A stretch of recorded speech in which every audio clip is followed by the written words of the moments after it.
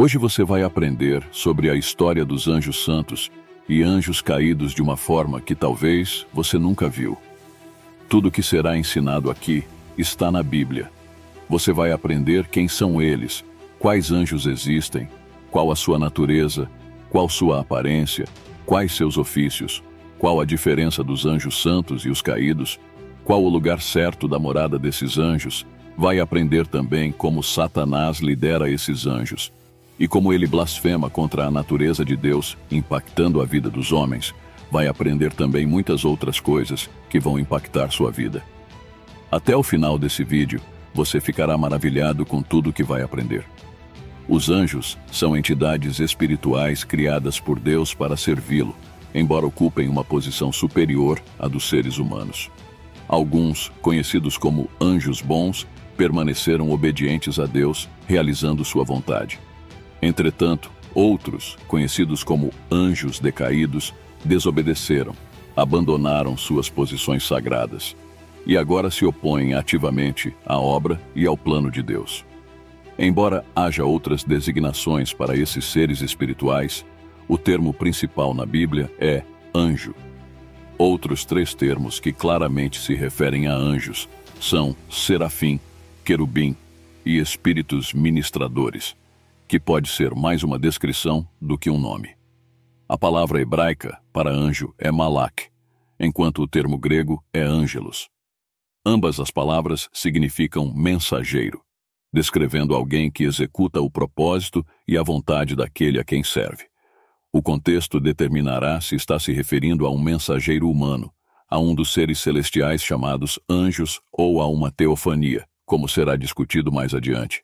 Os anjos santos são mensageiros de Deus, servindo-o e cumprindo suas ordens, enquanto os anjos decaídos servem a Satanás, o Deus deste mundo. Os anjos não decaídos são também denominados santos. Isso ocorre por duas razões fundamentais.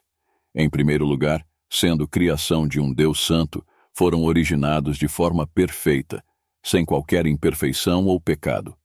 Em segundo lugar, são chamados santos devido ao seu propósito, pois foram reservados por Deus e para Deus, atuando como seus servos e auxiliares na promoção da sua santidade.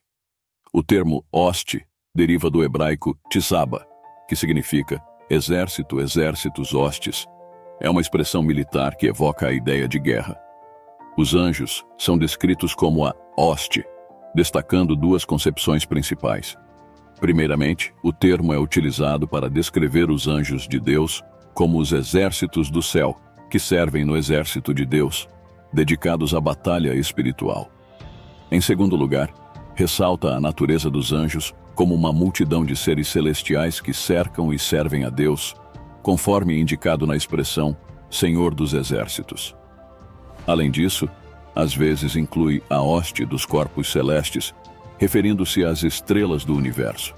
Em seu estado sagrado, os anjos não decaídos são denominados filhos de Deus, no sentido de terem sido trazidos à existência por meio de sua criação. Embora nunca seja afirmado que foram feitos à imagem de Deus, ainda podem ser chamados filhos de Deus, devido à sua personalidade semelhante à dele, como será evidenciado posteriormente neste estudo. Esse termo também é empregado em Gênesis, onde nos é relatado que os filhos de Deus escolheram esposas dentre as filhas dos homens.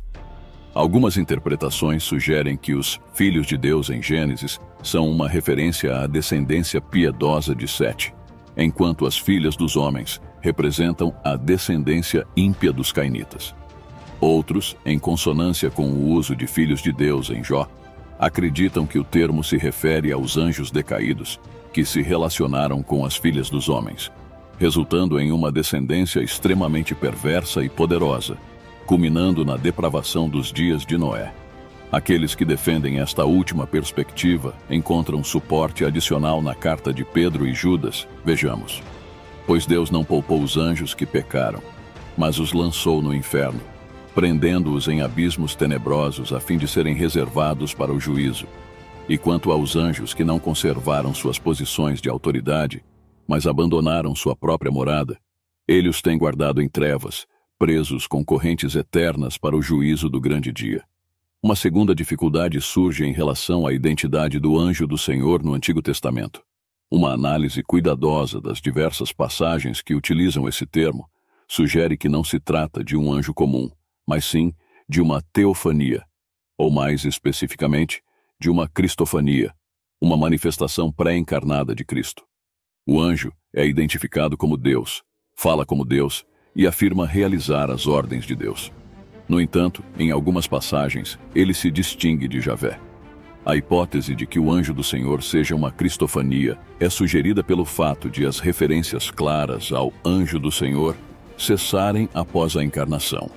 O fato de os anjos serem seres criados, distintos de espíritos de humanos falecidos ou glorificados, é enfatizado no Salmo 148. Neste salmo, o salmista convoca todos nos domínios celestiais, incluindo os anjos, a louvar a Deus. Os anjos, juntamente com os domínios celestiais, são explicitamente reconhecidos como criações de Deus. Embora o momento preciso de sua criação não seja especificado, sabemos que foram criados antes da formação do mundo.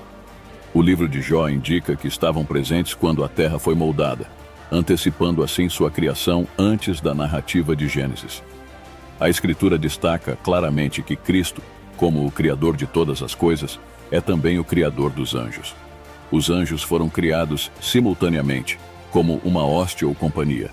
Ao contrário do homem e do reino animal, que foram criados aos pares com a capacidade de procriar, os anjos foram criados como uma companhia, uma hoste incontável de miríades. Esta característica é sugerida pelo fato de não estarem sujeitos à morte ou extinção e não se reproduzirem, ao contrário dos humanos. Hebreus 9 declara que está determinado que os homens morram uma só vez, e logo em seguida vem o juízo. Embora os anjos decaídos enfrentem um julgamento futuro e sejam permanentemente confinados ao lago de fogo, não há menção à morte de um anjo. Contudo, eles formam uma hoste inumerável, criada antes da formação da terra, e são distintos dos humanos, pois não se casam nem se reproduzem. Vejamos. Na ressurreição, as pessoas não se casam nem são dadas em casamento, mas são como os anjos no céu.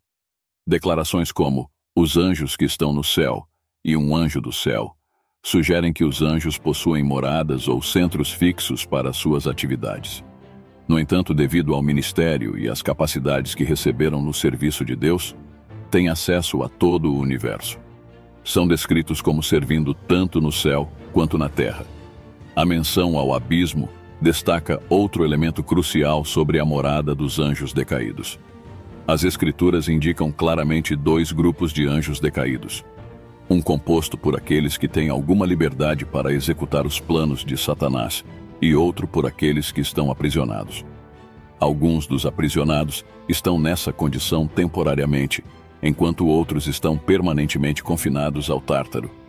Os gregos concebiam o Tártaro como um lugar de castigo inferior ao Hades. Aqueles temporariamente aprisionados estão no abismo, aguardando julgamento final ou libertação na terra. Judas também menciona a morada dos anjos. Vejamos. E aos anjos que não guardaram o seu principado, mas deixaram a sua própria habitação, reservou na escuridão e em prisões eternas, até ao juízo daquele grande dia. Embora haja debate sobre o significado desta passagem, ela sugere que os anjos não apenas têm um domínio ou esfera de autoridade designada, mas também possuem um local de habitação. Provavelmente, refere-se aos anjos que desceram à terra e se relacionaram com mulheres.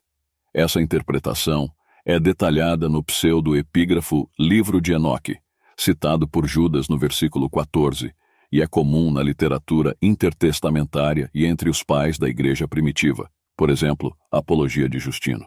Esses anjos não guardaram o seu principado. O uso da palavra arque para poder, domínio ou esfera é incomum, mas parece ser registrado nesse contexto.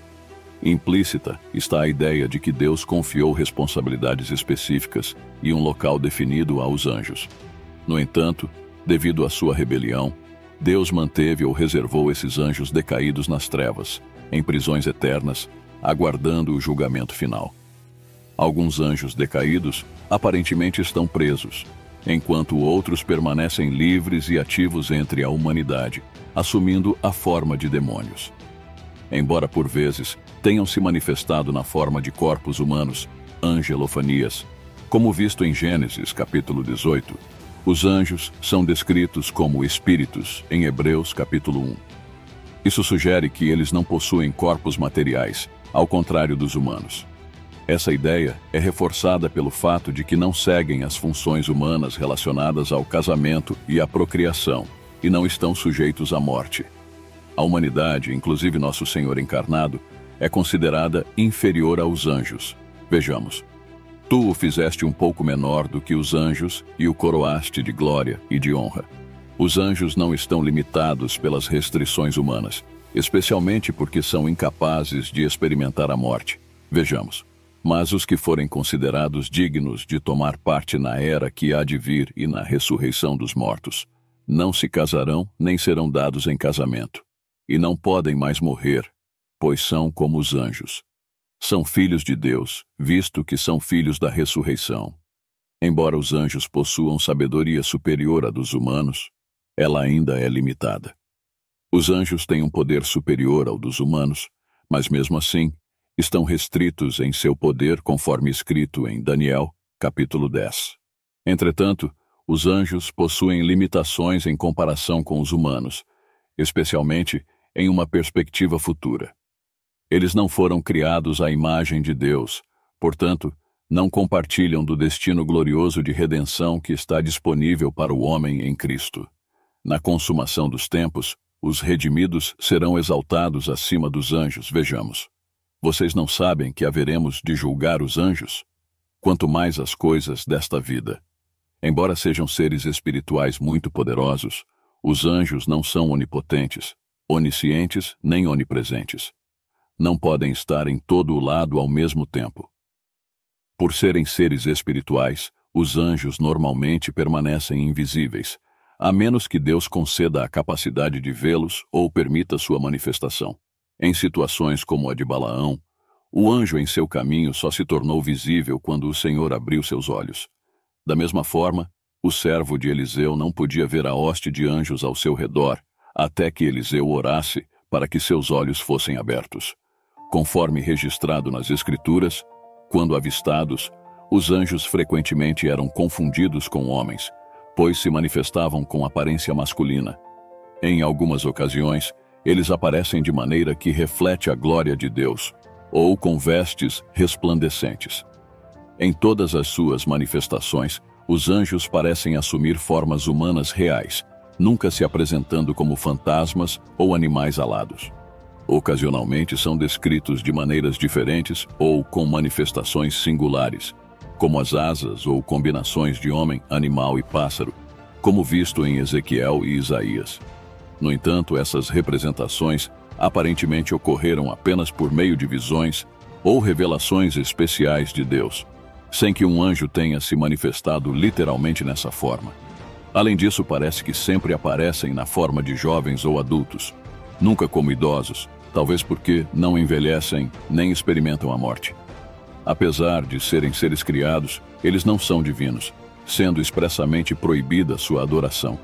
Assim como toda a criação, os anjos estão sob a autoridade de Deus e sujeitos ao seu julgamento. Após uma revelação concedida a João, o apóstolo se prostrou em adoração em 2 ocasiões, mas os anjos rapidamente o corrigiram, afirmando que eram apenas servos, assim como todos deveriam ser. A orientação dada a João foi para adorar a Deus. A adoração aos anjos, ou a qualquer objeto, desvia a atenção da adoração a Deus, conferindo poderes divinos ao objeto de adoração. Embora os anjos sejam poderosos e impressionantes em muitos aspectos, assim como nós, são simples criaturas e servos do Deus vivo, que anseia por nossa adoração exclusiva. Portanto, não devemos orar a eles nem depositar nossa confiança neles, embora Deus possa usá-los para suprir nossas necessidades de várias maneiras. Nossa confiança deve estar em Deus, não nos anjos. Eles ministram sob suas ordens, sujeitos à sua autoridade e poder. Mesmo quando os anjos foram instrumentos de ajuda ou salvação, Os fiéis do Novo Testamento reconheceram que foi o Senhor quem os salvou. Em Atos capítulo 27, Lucas narrou a experiência de Paulo com um anjo que trouxe uma mensagem do Senhor, mas não houve adoração ao anjo. Em vez disso, a fé de Paulo estava no Deus a quem ele servia. Vejamos, porque esta mesma noite, o anjo de Deus, de quem eu sou e a quem sirvo, esteve comigo dizendo: Paulo, não temas, importa que sejas apresentado a César, e eis que Deus te deu todos quantos navegam contigo. Portanto, ó homens, tende bom ânimo, porque eu creio em Deus, que acontecerá assim como me foi dito. Ao discutir sua invisibilidade aos olhos humanos, Schaffer oferece um comentário perspicaz. Uma razão pela qual os anjos são invisíveis aos olhos humanos pode ser que, se fossem vistos, seriam adorados. O homem, propenso à idolatria e adoração do trabalho de suas próprias mãos, dificilmente resistiria à adoração dos anjos, se eles estivessem diante de seus olhos. A igreja, em Colossos, enfrentava a invasão de falsos doutores que ensinavam falsa humildade e adoração aos anjos como parte de um método de espiritualidade. Esses doutores afirmavam ter revelações místicas especiais, resultantes de visões associadas à sua adoração dos anjos. Em relação a isso, Paulo escreveu: Não permitam que ninguém que tenha prazer numa falsa humildade e na adoração de anjos vos impeça de alcançar o prêmio. Tal pessoa conta detalhadamente as suas visões, e a sua mente carnal torna-a orgulhosa. Aqueles que tentam impor tais práticas são descritos como tendo prazer numa falsa humildade e na adoração de anjos. O contexto sugere que essas pessoas estavam tentando impor essas práticas aos colossenses, na esperança de impedir que alcançassem seu prêmio. Essa abordagem era demoníaca, pois procurava usurpar a posição preeminente e a suficiência de Cristo como Salvador e Senhor. Não é surpreendente, portanto, que o autor de Hebreus, na mais extensa passagem sobre anjos do Novo Testamento, demonstre a superioridade de Cristo sobre tudo e todos. Diversas características comuns à individualidade estão presentes em todos os anjos: existência pessoal, intelecto, emoção e vontade. Ao longo da Bíblia, podemos observar anjos agindo como personalidades, interagindo em diferentes contextos. Os anjos se qualificam como personalidades devido à posse desses aspectos de inteligência, emoções e vontade, tanto os bons quanto os maus. Os anjos bons, Satanás e os demônios possuem inteligência, emoções e demonstram ter vontade própria. Portanto, pode-se afirmar que são personalidades. O fato de não terem corpos humanos não afeta suas personalidades, assim como ocorre com Deus. Os anjos decaídos também são descritos realizando atos de personalidade, como mentir e pecar. Algumas pessoas têm considerado os anjos, incluindo Satanás, uma mera personificação abstrata do bem e do mal, mas isso não está alinhado com o ensinamento bíblico. Sobre o conhecimento dos anjos, Jesus declarou: Porém, daquele dia e hora ninguém sabe, nem os anjos do céu, nem o Filho, mas unicamente meu Pai. Essa afirmação do Senhor sugere duas coisas. A frase "nem os anjos" implica que os anjos têm conhecimento sobre-humano, mas a declaração principal destaca que eles são limitados em sabedoria, não sendo oniscientes.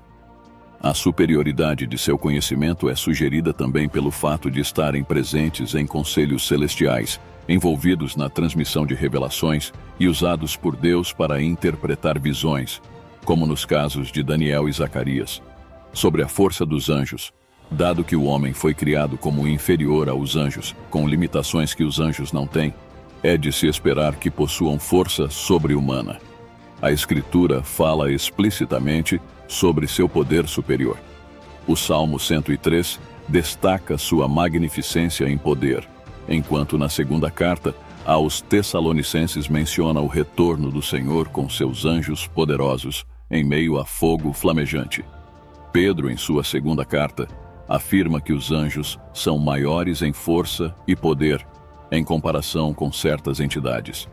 Essa superioridade é confirmada pelas atividades descritas na Escritura, como a execução dos juízos de Deus. O salmista reconheceu que todo poder miraculoso tem sua fonte em Deus. Embora os anjos realizem obras poderosas, elas derivam sempre de Deus. Como criaturas angélicas, estão sujeitos às limitações de sua natureza criada. Apesar de seu poder, não são onipotentes. Até mesmo Satanás, um anjo decaído, é compelido a agir com seus poderes angelicais sob a permissão de Deus, conforme aprendemos no livro de Jó. Embora todos os anjos tenham sido inicialmente criados como seres santos e sem pecado, uma rebelião ocorreu liderada por Satanás. Envaidando-se devido à sua própria beleza, ele buscou exaltar-se acima de Deus, promovendo uma revolta que levou consigo 1/3 dos anjos. Vejamos.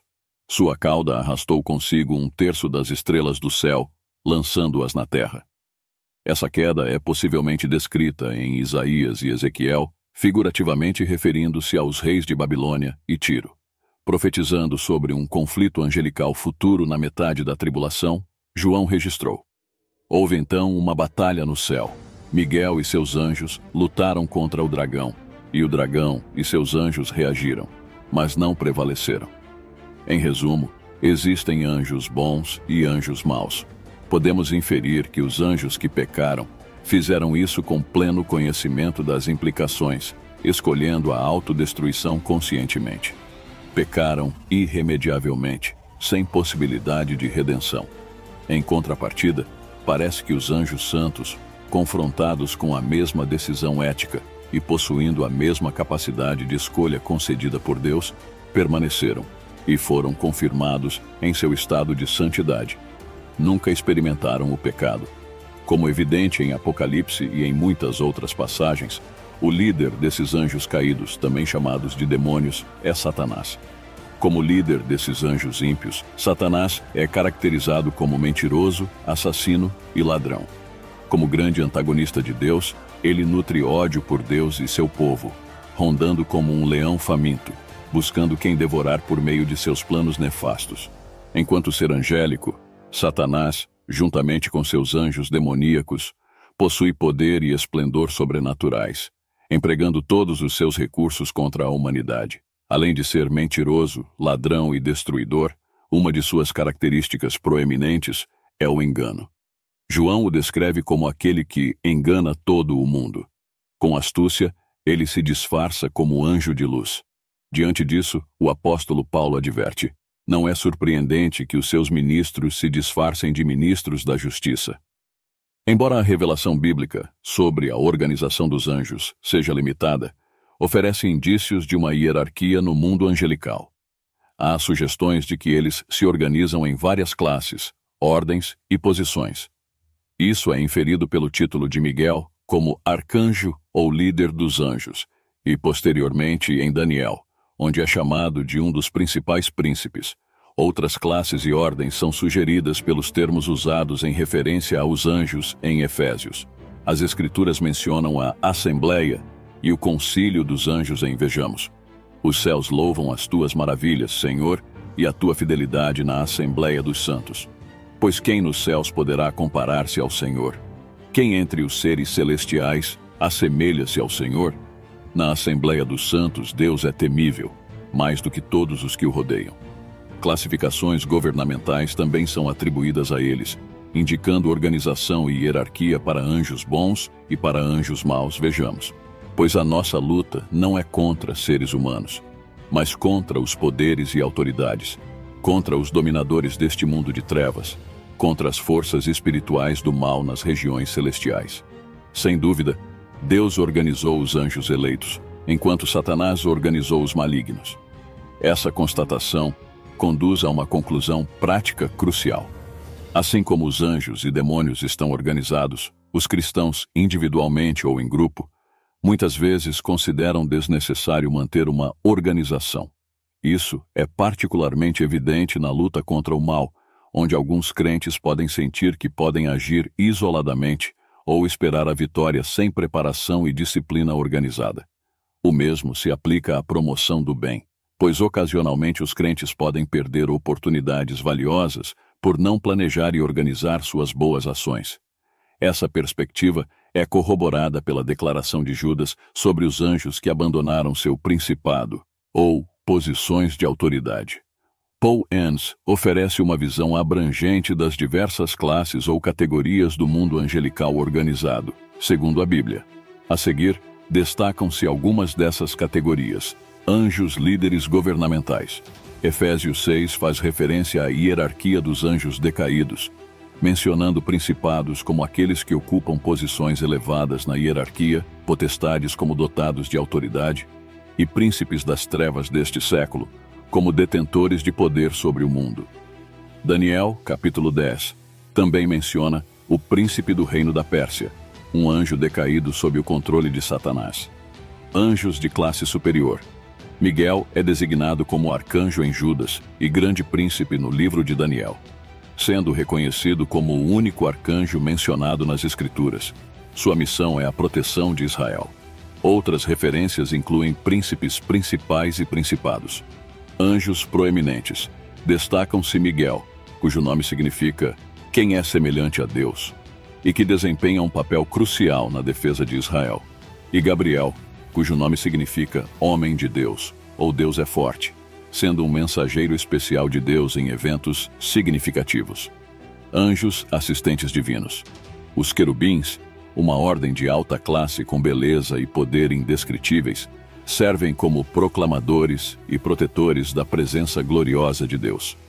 Os serafins, cujo nome significa ardentes, rodeiam o trono de Deus e proclamam sua extrema santidade. Outras classificações de anjos. Anjos eleitos, referidos por Paulo em sua carta a Timóteo, são anjos santos incluídos nos propósitos eleitos de Deus, permanecendo fiéis após a rebelião de Satanás.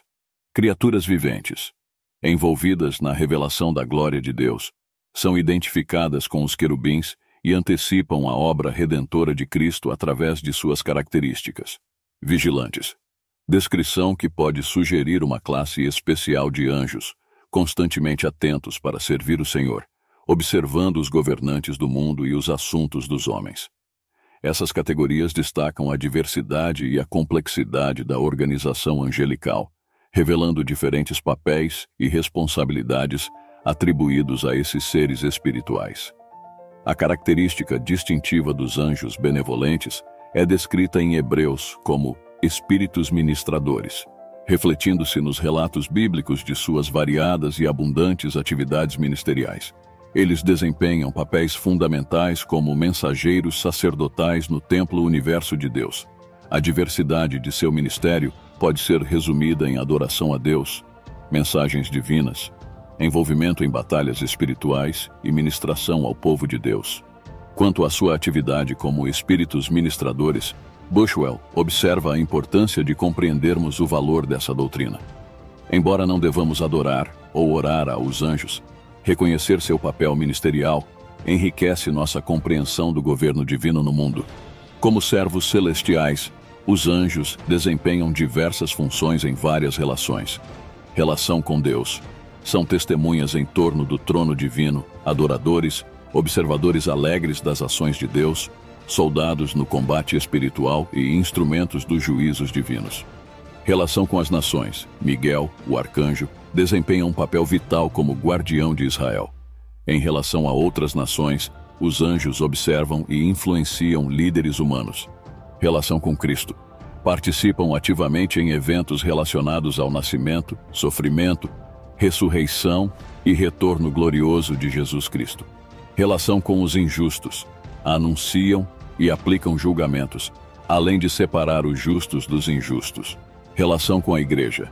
O serviço angelical descrito em Hebreus capítulo 1 destaca seu papel como espíritos ministradores enviados para servir aqueles que herdarão a salvação. Este serviço inclui responder a orações, conduzir pessoas ao Salvador, oferecer encorajamento em tempos difíceis e cuidar dos crentes na hora da morte. Relação com novas épocas. Os anjos parecem estar especialmente ativos em momentos-chave da história, como a criação da Terra, a promulgação da lei mosaica, o primeiro advento de Cristo, os primeiros anos da Igreja e eventos relacionados ao segundo advento de Cristo. Embora permaneça incerto se os anjos continuam a agir da mesma forma na era moderna, o reconhecimento de seu ministério traz conforto. A ideia de um anjo da guarda é discutida, destacando a promessa de proteção divina, mas ressaltando que a confiança deve ser depositada em Deus, não apenas na intervenção angelical. Existe também a possibilidade de anjos atuarem sem que percebamos e adverte contra interpretações ilusórias e enganosas associadas ao fascínio contemporâneo por anjos. De maneira significativa, várias passagens bíblicas destacam os anjos como observadores atentos. Embora isso possa surpreender alguns, a Bíblia enfatiza que os anjos são testemunhas das atividades de Deus no mundo, especialmente interessados no desdobramento do seu plano de redenção. Diversas passagens específicas indicam que os anjos são, de fato, espectadores atentos das ações divinas, e negligenciar essa verdade bíblica seria um equívoco, pois há razões e lições a serem extraídas dessas referências. Conforme mencionado anteriormente, os anjos testemunharam e regozijaram-se com a criação de Deus. Ao presenciarem o nascimento de Cristo, entoaram louvores a Deus e acompanharam toda a vida terrena de Jesus. Além disso, eles observam com interesse a alegria de Deus quando um pecador se arrepende. Esses seres celestiais estão profundamente envolvidos na questão da salvação humana em Cristo, acompanhando cuidadosamente a multifacetada sabedoria de Deus, à medida que seu plano redentor se desenrola. Naturalmente surge a pergunta: por que os anjos estão tão profundamente interessados e observam de perto o que ocorre na Terra? Em primeiro lugar, como criaturas santas, eles se preocupam com a adoração e glória de Deus, que são devidas a Ele como Criador santo e infinito. Isso é claramente evidente em Isaías capítulo 6, onde os serafins cantam a santidade de Deus. João também destaca a devoção das criaturas viventes à adoração contínua de Deus em Apocalipse 4. Além disso, em Apocalipse 5, os anjos, juntamente com os 24 anciãos representando a Igreja, louvam a graciosa obra de salvação de Deus por meio do Cordeiro. O livro com 7 selos, mencionado em Apocalipse, representa a história da perda do domínio humano sobre a terra para Satanás, seguida pela recuperação desse domínio por meio do Deus-Homem Salvador. Este Cordeiro, único em sua capacidade de realizar tal feito, cumpre a promessa de Gênesis capítulo 3, quebrando o domínio de Satanás por meio de sua encarnação, vida imaculada, morte, ressurreição e ascensão. A luta entre os dois reinos, o reino do mundo, de Satanás, e o reino de Deus, é uma parte crucial da revelação divina. Um elemento importante que os anjos observam é a questão da submissão à autoridade, como indicado por Paulo na primeira carta aos Coríntios, capítulo 11. Esta observação pode estar relacionada à rebelião de Satanás contra a autoridade divina. A rebelião desonra a Deus, enquanto a submissão o glorifica. A queda de Satanás e sua hoste angelical é um evento crucial que molda o profundo interesse dos anjos na obra redentora de Deus na terra. O lago de fogo é preparado especificamente para Satanás e seus anjos, destacando seu destino final de derrota. Compreender um dos títulos atribuídos a Satanás revela-se esclarecedor, carregado de implicações. O termo diabo, frequentemente associado a Satanás, denota um caluniador, difamador, aquele que acusa falsamente. Essa designação destaca uma das facetas primárias de sua identidade, conforme apresentada nas Escrituras. Como caluniador, Satanás é aquele que difama o caráter de Deus. Uma de suas estratégias para alcançar tal intento é acusar injustamente os crentes. O livro de Jó fornece um exemplo notável de suas acusações difamatórias contra os seguidores de Deus, revelando como simultaneamente busca manchar a natureza divina. Ao examinar os 2 primeiros capítulos de Jó, torna-se evidente rapidamente o verdadeiro propósito por trás das acusações de Satanás. Ele alegava que Jó adorava a Deus unicamente pelos benefícios recebidos, não por amor ao Criador em si, ou por reconhecer a merecida adoração a Deus como santo e soberano. A essência da acusação de Satanás era: se privares Jó de tudo o que possui, ele te amaldiçoará. Baseando-se na caracterização bíblica de Satanás como adversário e diabo, bem como nas atividades registradas nas Escrituras, é plausível inferir que Satanás argumentou contra a natureza amorosa de Deus, sugerindo que condenar tanto a ele quanto aos seus anjos ao lago de fogo seria injusto. Pouco tempo após a criação de Adão e Eva, esse ataque à natureza divina de Deus como injusto se torna evidente nas palavras injuriosas e questionadoras de Satanás a Eva durante a tentação. Dessa forma, no mundo contemporâneo, imerso no engano satânico, surge um sentimento comum. Muitas pessoas, ao rejeitarem a palavra de Deus, expressam a ideia de que o Deus descrito na Bíblia é vingativo, questionando como um Deus amoroso poderia enviar pessoas para o inferno. Esse pensamento leva algumas a se recusarem a acreditar em um Deus com tais características. Parte da razão subjacente à criação do ser humano e ao plano de salvação de Deus em Cristo é revelar a verdadeira natureza do caráter divino, que é sábio, santo, justo, amoroso, amável, misericordioso e bom. Movido por sua santidade e justiça, Deus se viu compelido a condenar Satanás e seus anjos ao lago de fogo, assim como fez com o homem pecador. No entanto, a misericórdia, a bondade e o amor divinos intervêm, oferecendo uma solução por meio da cruz para que a humanidade possa alcançar a vida eterna. Esse plano misericordioso e amoroso não apenas foi antecipado no Antigo Testamento, mas foi inicialmente anunciado à serpente, o disfarce de Satanás, conforme registrado em Gênesis. Esse anúncio torna-se significativo no contexto do conflito angélico e das acusações difamatórias de Satanás. A redenção humana e a restauração do paraíso perdido sempre dependeram do que Deus realizaria por meio da semente da mulher, o Messias Salvador. Ele morreria como substituto da humanidade e, ao mesmo tempo, derrotaria Satanás, demonstrando assim a falsidade de suas acusações. As Escrituras revelam que os anjos adquirem um entendimento mais profundo de Deus por meio de suas ações, da pessoa e obra de Cristo e do testemunho da Igreja, especialmente na revelação do plano redentor de Deus. Pedro, ao falar dos sofrimentos de Cristo, das glórias vindouras e das verdades proclamadas aos crentes, destacou que essas são coisas que até os anjos anseiam observar. Da mesma forma, Paulo, em uma perspectiva semelhante, escreveu em Efésios sobre a graça dada a ele, de anunciar as riquezas incompreensíveis de Cristo, revelando o mistério escondido em Deus desde os séculos. Ele enfatiza que a Igreja, ao manifestar a multiforme sabedoria de Deus, torna conhecida essa sabedoria aos principados e potestades nos céus. A Igreja, portanto, se torna um instrumento para revelar tanto a sabedoria diversificada quanto a graça abundante de Deus aos anjos, conforme indicado por Paulo em Efésios.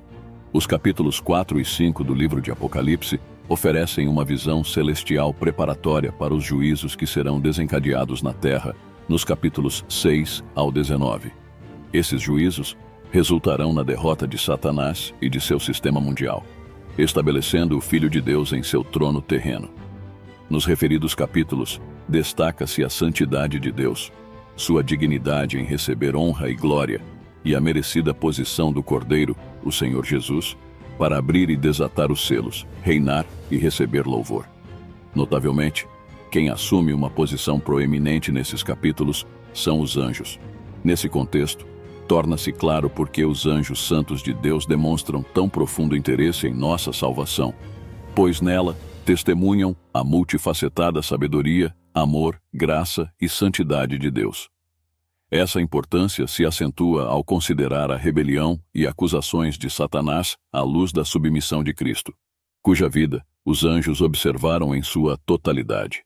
A observação da submissão e humildade do Deus encarnado, culminando na morte na cruz, foi uma impactante manifestação do caráter santo e imutável de Deus. Que maravilhosa submissão!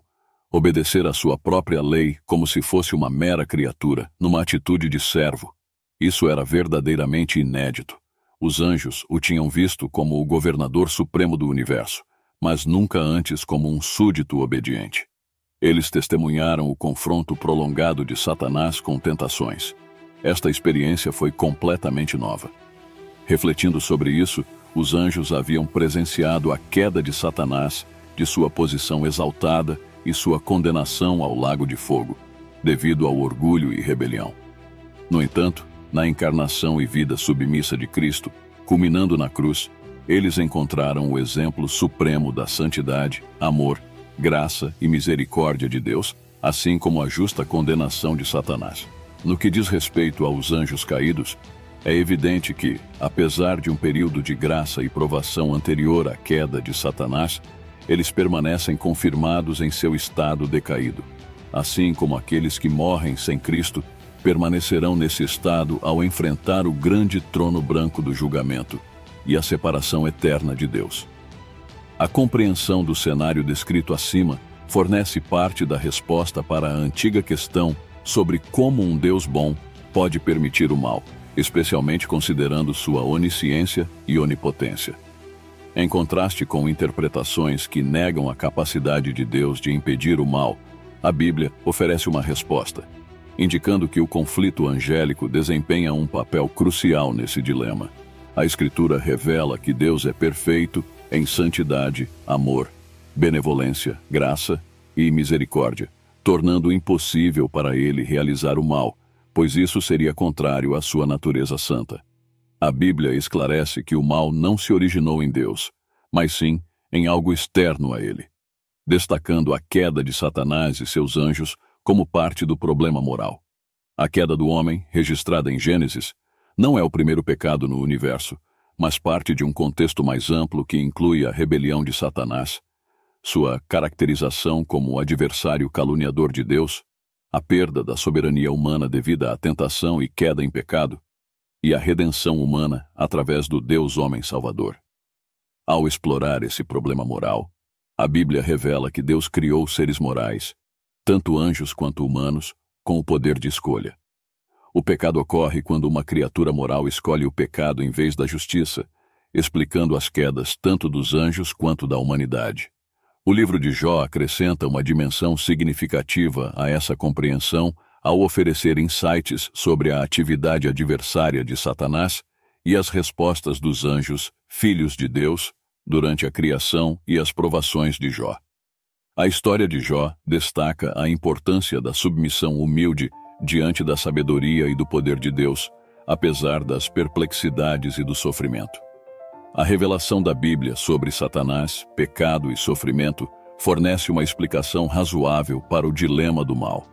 A confiança na soberania e sabedoria infinitas de Deus, mesmo diante de questões não totalmente compreendidas, é fundamental para a fé. O livro da Revelação aponta para a derrota final do pecado, da morte e de Satanás, trazendo restauração e alegria eterna ao universo. A complexidade da criação destaca a sabedoria infinita de Deus, e a Bíblia instrui a confiar na revelação divina, mesmo quando não compreendemos completamente. O estudo sobre os anjos, sejam eles bons ou maus, oferece valiosas lições tanto de caráter negativo quanto positivo, conforme exemplificado pelo apóstolo Paulo, ao aconselhar sobre a seleção de noviços para cargos de liderança, conforme registrado em sua carta a Timóteo. Lições negativas. Satanás, originalmente um querubim ungido, foi criado de maneira perfeita e dotado de extrema beleza pela graça e poder criativos de Deus. Contudo, sua elevada posição e formosura não foram méritos próprios, mas concedidos por Deus. Infelizmente, Satanás se deixou envolver pelo orgulho ao contemplar sua própria beleza e poder, esquecendo-se de sua condição de criatura e almejando ser semelhante a Deus. Esse orgulho o levou à rebelião, resultando em sua queda do status elevado como querubim ungido e sua condenação ao lago de fogo. Satanás, portanto, torna-se um exemplo clássico das armadilhas do orgulho, que ele utiliza para semear discórdia entre o povo de Deus. Consciente desse perigo, Paulo adverte contra a seleção apressada de novos convertidos para posições de autoridade, para evitar que se envaideçam e incorram na mesma condenação de Satanás. Satanás e seus anjos caídos também servem como alerta contra os males da rebelião, ressaltando a importância da submissão e obediência. Um exemplo claro é encontrado no primeiro livro de Samuel, capítulo 15, onde a desobediência é equiparada à rebelião e comparada à superstição e idolatria, ambas consideradas demoníacas. Os anjos rebeldes exemplificam tudo o que é perverso e as consequências terríveis do pecado, sendo Satanás identificado como o pai da mentira e homicida desde o princípio. Lições positivas. Ao observarmos os santos anjos de Deus nas Sagradas Escrituras, destacam-se duas atividades principais: a adoração reverente a Deus e serviço humilde, expressando total submissão à sua vontade. A constância com que esses seres celestiais, repletos de força, santidade e conhecimento de Deus, se dedicam a essas atividades deveria servir como motivação e exemplo para todos nós.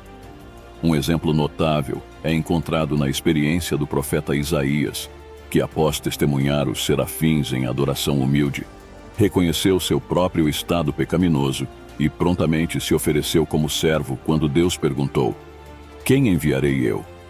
Da mesma forma, os pastores, ao seguir o exemplo dos anjos que anunciaram o nascimento do Messias, retornaram glorificando e louvando a Deus por tudo o que testemunharam, demonstrando que a adoração e serviço angelicais podem inspirar atitudes positivas e gratidão em nós.